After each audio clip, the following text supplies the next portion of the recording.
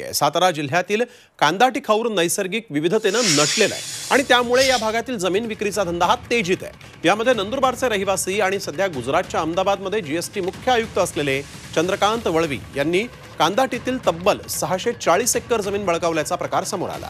या प्रकरणी साताऱ्याचे जिल्हाधिकारी जितेंद्र डुडी यांनी चौकशीचे आदेशही दिलेत। इथं कवडीमोल किमतीला शेतकऱ्यांकडून जमिनी विकत घेतल्या जात आहेत। सरकारी नियम धाब्यावर बसवून अनेक बडे व्यावसायिक नेते अधिकारी इथं जमीन घेत असल्याचा आरोप होतोय। याच्याबद्दल आमच्याकडे एक तक्रार प्राप्त झालेली आहे। त्याच्यामध्ये काही डॉक्युमेंट्स सुद्धा तक्रारदाराने आमच्याकडे सबमिट केलेले आहेत।